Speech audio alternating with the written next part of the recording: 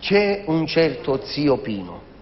Lo zio Pino, vabbè. Zio Pino, che ha una gatta, sì. Che quando dice tutti i gatti sono bene per davvero, come i cani, come un figlio. Questo è un altro messaggio che deve partire da insieme.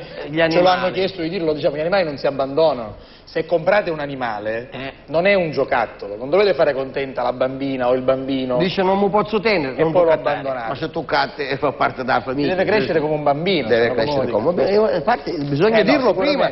Sicuramente l'applauso se volete fatelo, però gli animali si rispettano assolutamente. Bisogna dirlo prima che il cane è un bambino che non cresce mai. Un bambino che resta piccerino, uno piccerino che ci fa? Ci cangia il pannolino, quando è nico, ci dà a mangiare, poi il piccerino cresce e poi diventano come a lei, per dire.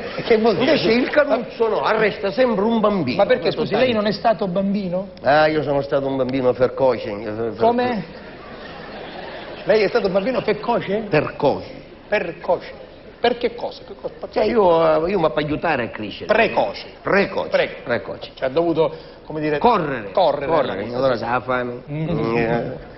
L'abbonamento di mio padre una volta mi disse che erano i 2:30, ci disse stai morendo dalla fame, mi disse questa non è fame, mi disse. Che cos'è? Che sto appetito.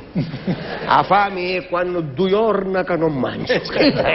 Tanto per capire. Vabbè. Allora, zio Pino, che faceva? C'è questo zio Pino che ha questa gatta che vuole bene veramente come se fosse una figlia. La vuole bene e un giorno se la porta a mare. Sta gatta di una girata d'occhio che non si va a buttare a mare.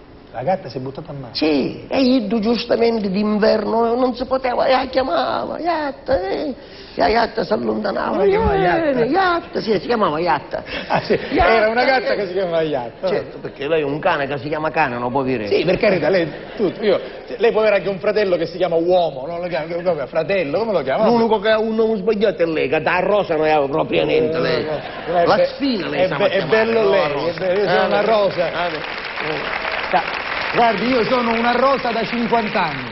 Una rosa da 50 anni, quasi 50 anni. E allora sta gatta si allontanava e se ne andava sempre più a largo, io disperato, correva in te scoglie, cercava di chiamarla e sta gatta se ne andava sempre più a largo e il dolore, il dispiacere quando poi ne ha visti più, tanto se ne iva a largo, che lui dal dispiacere, signor La Rosa, non ti ci va a morire.